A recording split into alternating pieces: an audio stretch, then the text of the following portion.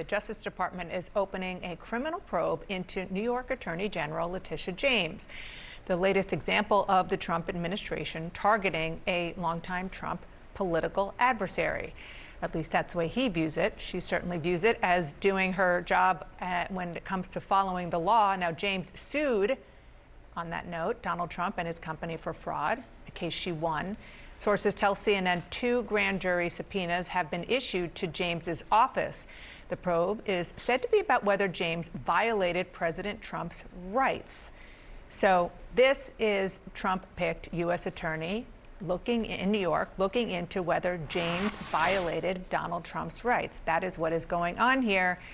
Bryn, I'm glad that you're here, so you can help explain what has actually been filed and what we really think is going on here.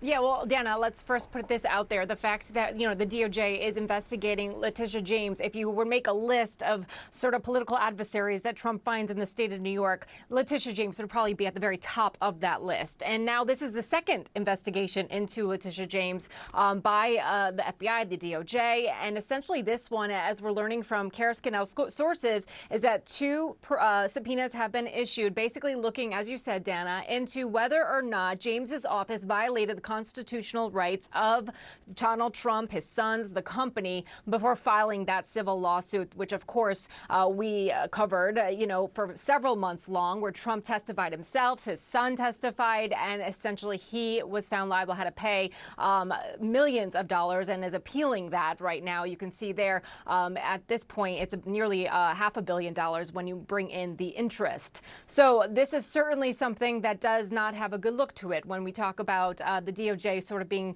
used as a weaponization, as Letitia James' office would call it, when they are filing these subpoenas. So what we are learning now from James's office, we did get a statement from her attorney, Abbe Lowell, who says this weaponizing, the Department of Justice to try to punish an elected official for doing her job is an attack on the rule of law and a dangerous escalation of this administration. The DOJ is refusing to comment about these subpoenas. It's also important to note that we don't exactly know where this investigation stands right now. We just have this information about those grand jury subpoenas being filed. So we'll see where this goes, Dana.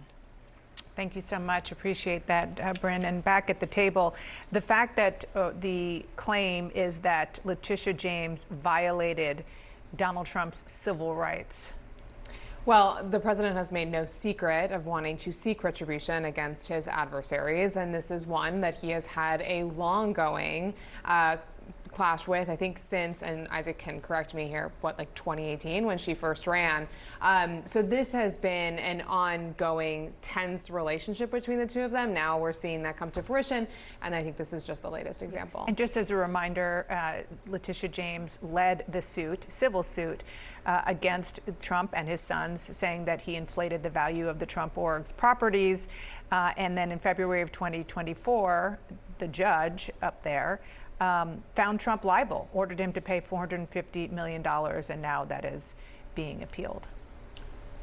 Just for clarity for folks, the reason why Priscilla and I keep referencing Isaac on all New York and national politics things is he is our actual expert on all New York and national politics things. The one thing I always think about with this, and we've seen a lot of this over the course of the last couple of months, when the president said on the campaign trail that he was going to seek retribution and revenge, and then his campaign team very quickly tried to walk that back behind the scenes, and then gave the president like a line about, no, I just want revenge for the American people, or I just want the success for the American people. Spoiler alert, he meant it. And how many things have we seen that the president said out loud during the campaign? Advisors tried to massage or maybe sound less aggressive or radical in the traditional sense. That has been exactly what he has done when he walked into office, and this seems to be an example of that. We'll see how it plays out going forward, but it seems to be that way.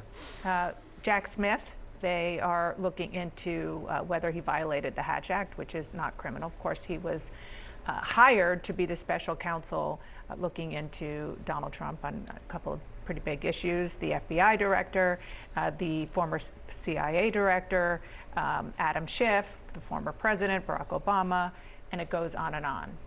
Yeah, and look, when it comes to Tish James, this is, Bryn mentioned there is another investigation that the Justice Department started looking into about things related to her mortgage a couple months ago. This is not just a person that suddenly has pinged in 2 different investigations. This is, as Priscilla was talking about, a long-standing thing. When James was running in 2018, she said she was running to go after Donald Trump. She did that over and over again, won a couple of cases. She's been part of a bunch of the cases that various Democratic attorneys general have been taking against the Trump administration in the last few months, including to try to stop the way that he was imposing tariffs. That was a big win for her office and what they were doing. And this is Donald Trump, not beyond what Phil said about what he was talking about on the campaign trail. He has repeatedly made clear that he sees the Justice Department as essentially his lawyers. And that is how he's using them. I was in touch with somebody from Tish James's office, and the statement that they have put out about this is any weaponization of the justice system should disturb every American, and then they stand strongly behind the cases that they brought. So look, but the Trump folks are going to try to bring it against them in any way they can. Right, and they claim that she was weaponizing the justice system against him. I think the technical term is tit for tat on this. We'll see what happens.